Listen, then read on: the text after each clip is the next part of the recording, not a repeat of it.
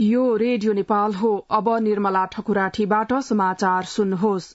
शुरूमा प्रमुख समाचार। नागरिकता विधेयक पारित भएकाले सबै नेपालीले नागरिकता पाउने माओवादी केन्द्रका अध्यक्ष पुष्पकमल दाहाल प्रचण्डको भनाई। आफ्नो पार्टीलाई कमजोर बनाउन प्रतिक्रियावादी शक्तिहरूले गठबन्धन बनाएको नेकपा एमालेका अध्यक्ष केपी शर्मा ओलीको आरोप। र विश्व स्वास्थ्य संगठनद्वारा मंकी पक्सको प्रकोपलाई विश्व स्वास्थ्य आपतकालको घोषणा। अब समाचार विस्तारमा। प्रतिनिधि सभा बैठक आज बस्दैछ। दिउँसो 1 बजे बस्ने बैठकमा योगमाया आयुर्वेद विश्वविद्यालय विधेयक सम्बन्धी शिक्षा तथा स्वास्थ्य समितिको प्रतिवेदन पेश हुने संसद सचिवालयले जनाएको छ। कारागार विधेयक 2076 छलफलका लागि पेश हुने र आजै कारागार विधेयक पारितका लागि प्रस्ताव गरिने कार्यसूची रहेको छ। मदन भण्डारी विज्ञान तथा प्रविधि विश्वविद्यालय विधेयकमाथि राष्ट्रिय सभाबाट भएको संशोधन प्रस्ताव पनि आजको बैठकमा पेश हुने कार्यसूची रहेको संसद सचिवालयले जनाएको छ। माओवादी केन्द्रका अध्यक्ष पुष्पकमल दाहाल प्रचण्डले सत्ता गठबन्धनभित्र र बाहिरका वामपन्थी शक्तिहरूबीच एकताका लागि संवाद चलिरहेको बताउनु भएको छ। हिजो जनकपुरमा संचारकर्मीहरूसँग कुराकानी गर्नुहुँदै अध्यक्ष प्रचण्डले वामपन्थीहरूका बीचमा राम्रो साझेदारी रहेको र चुनावी विशेष मोर्चा वा पार्टी एकताका लागि संयोजन समिति बनाउने सम्मको छलफल चलिरहेको बताउनुभयो। अध्यक्ष प्रचण्डले संसदले नागरिकता विधेयक पारित गरेर झण्डै 7 लाख नेपालीहरू नागरिकताबाट वञ्चित हुने अवस्थाको अन्त्य गरेको समेत बताउनुभयो। माओवादी केन्द्रका अध्यक्ष पुष्पकमल दाहाल प्रचण्डले नागरिकता विधेयक पारित भएकाले सबै नेपालीले नागरिकता पाउने बताउनु भएको छ। हिजो सर्लाहीमा आयोजित पार्टी प्रवेश कार्यक्रमलाई सम्बोधन गर्नुहुँदै उहाँले तराई मधेसको नागरिकता सम्बन्धी समस्या सम्बोधन गर्ने प्रतिबद्धता अनुसार नै नागरिकता विधेयक ल्याएर आम जनता समक्ष सरकारले गरेको वाचा पूरा गरेको बताउनुभयो। नेपाली कांग्रेसका वरिष्ठ नेता रामचन्द्र पौडेलले 5 दलीय गठबन्धन आगामी निर्वाचनसम्म कायमै रहने बताउनु भएको छ। तनहुँमा हिजो आयोजित एक कार्यक्रममा वरिष्ठ नेता पौडेलले गठबन्धनका विषयमा कुनै विवाद नरहेकाले लोकतन्त्र बचाउन र संविधान रक्षाका लागि पनि गठबन्धन आवश्यक रहेको बताउनुभयो।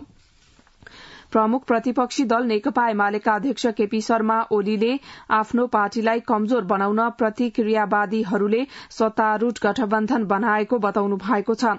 ललितपुरको गोदावरीमा आयोजित एक कार्यक्रममा अध्यक्ष ओलीले प्रतिक्रियावादी शक्तिहरूले जहिले पनि मजदूर वर्ग र उनीहरूको पक्षधर शक्तिलाई विभाजित गर्ने काम गरिरहेको बताउनुभयो। मजदूर वर्गको हितका लागि आफ्नो पार्टी र आफू नेतृत्वको सरकारले समृद्ध नेपाल सुखी नेपालीको राष्ट्रिय गन्तव्य तय गरेर अघि बढ़ाएको पनि दोहोर्याउनुभयो। नेकपा एमालेका अध्यक्ष केपी शर्मा ओलीले नेकपाका संस्थापक महासचिव पुष्पलालले गर्नुभएको योगदान सदैव प्रेरणादायी रहेको बताउनु भएको छ। 44औं पुष्पलाल स्मृति दिवसका अवसरमा हिजो काठमाण्डुमा आयोजित कार्यक्रममा अध्यक्ष ओलीले पुष्पलालले देखाएको सही बाटोकै कारण एमाले आज यस स्थानमा आइपुगेको बताउनुभयो। सत्ता साझेदार नेकपा एकीकृत समाजवादीका अध्यक्ष एवं पूर्व प्रधानमन्त्री माधव कुमार नेपालले गठबन्धन भनेर मात्रै बस्न नसकिने बताउनु भएको छ।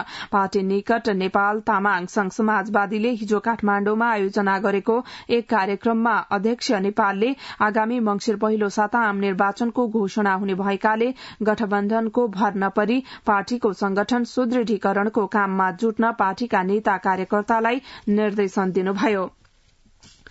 राष्ट्रिय प्रजातन्त्र पार्टीको केन्द्रीय कार्य समितिको बैठक हिजो सम्पन्न भएको छ। बिहीबारदेखि हिजोसम्म चलेको बैठकले राष्ट्रियता, प्रजातन्त्रको रक्षा, भ्रष्टाचारको अन्त्य, संवैधानिक राज संस्था र वैदिक सनातन धर्म सापेक्ष हिन्दू राष्ट्र पुनर्स्थापना लगायतका विषयमा आन्दोलन सञ्चालन गर्ने निर्णय गरेको छ। साउन महिनाभित्र राष्ट्रव्यापी रूपमा विरोध कार्यक्रम सम्पन्न गरी भदौमा उपत्यका केन्द्रित जनसंघर्षका कार्यक्रम सञ्चालन गर्ने निर्णय गरेको छ। यस्तै गएको स्थानीय तह निर्वाचनमा सरकार निष्पक्ष नरहेको भन्दै आगामी प्रदेश तथा प्रतिनिधि सभाको निर्वाचन स्वतन्त्र, निष्पक्ष, धाँधली रहित र विश्वसनीय रूपमा सम्पन्न गर्न माग गरेको छ। अत्याधिक महँगी भएका कारण सर्वसाधारणलाई असर परेको भन्दै राहत उपलब्ध गराउन पनि माग गरेको छ। महँगी नियन्त्रण गर्न नसक्दा, किसानलाई मल उपलब्ध गराउन नसक्दा र करको दर परिवर्तन गरी सीमित व्यवसायीलाई फाइदा दिलाएको भन्दै गठबन्धनको सरकार असफल भएको र टपाको ठहर रहेको छ। गृहमन्त्री बालकृष्ण खाँडले राष्ट्रिय विपद जोखिम न्यूनीकरण तथा व्यवस्थापन प्राधिकरणले व्यवस्थापन गरेका विपदमा प्रयोग हुने एम्बुलेन्स तथा उपकरण सशस्त्र प्रहरी बल नेपाललाई हस्तान्तरण गर्नुभएको छ। हस्तान्तरण भएका सामग्रीमा 8वटा विपद सामूहिक उद्धार एम्बुलेन्स रहेका छन्। यी एम्बुलेन्समा भेन्टिलेटर, अल्ट्रासाउण्ड मेसिन लगायत A क्लासको एम्बुलेन्समा हुने सबै खालका उपकरण जडान गरिएका छन्। सोही अवसरमा राष्ट्रिय अपाङ्ग कोषको सहकार्यमा खरिद गरिएको अपाङ्गता सहायता सामग्रीहरू राष्ट्रिय अपाङ्ग कोषलाई हस्तान्तरण गरिएको छ। ती सहायता सामग्रीमा व्हीलचेयर, कृत्रिम हातखुट्टा लगायतका सामग्री रहेका छन्।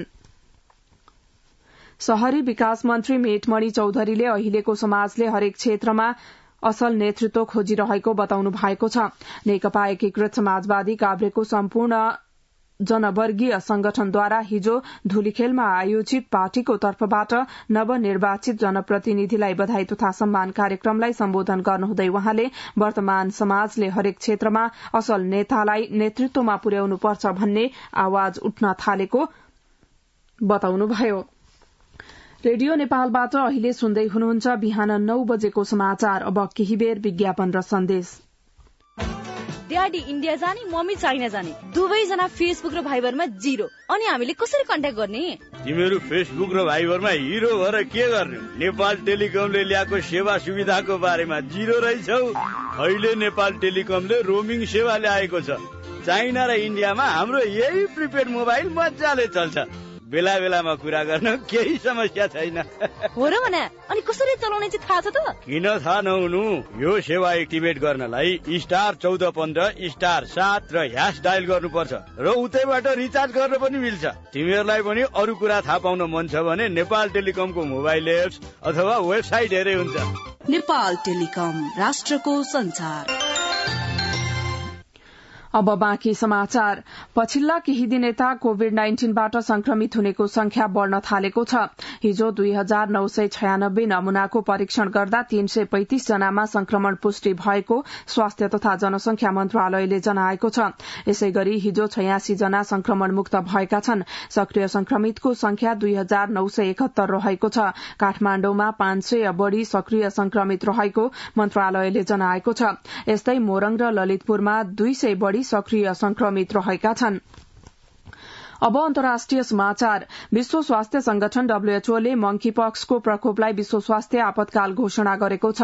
विश्वभर मंकीपक्सको संक्रमण बढ़िरहेकाले विश्व स्वास्थ्य संगठन WHO को आपतकालीन कमिटिले मंकीपक्स संक्रमणलाई विश्व स्वास्थ्य आपतकाल घोषणा गरेको हो।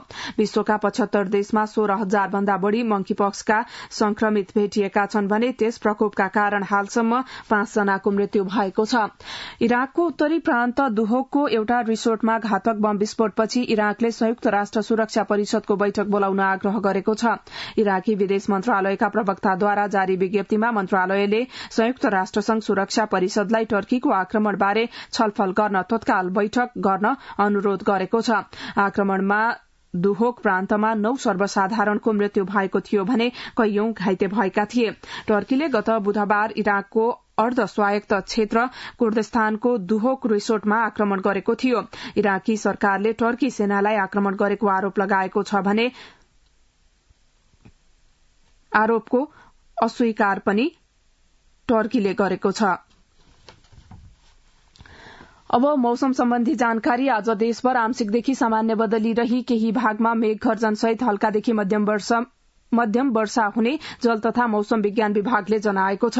आज दिउँसो काठमाण्डु उपत्यकाको अधिकतम तापक्रम 27 देखि 29 डिग्री सेल्सियसका बीच रहने अनुमान गरिएको छ।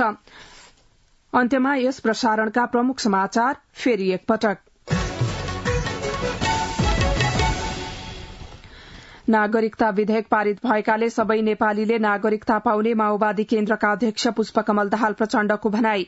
आफ्नो पार्टीलाई कमजोर बनाउन प्रतिक्रियावादी शक्तिहरूले गठबन्धन बनाएको नेकपा एमालेका अध्यक्ष केपी शर्मा ओलीको आरोप। र विश्व स्वास्थ्य संगठनद्वारा मंकीपक्सको प्रकोपलाई विश्व स्वास्थ्य आपतकालको घोषणा। रेडियो नेपालबाट बिहान 9 बजेको समाचार सकियो। यसपछि नेपाल भाषामा समाचार सुन्न सक्नुहुनेछ। हवस् त, नमस्कार।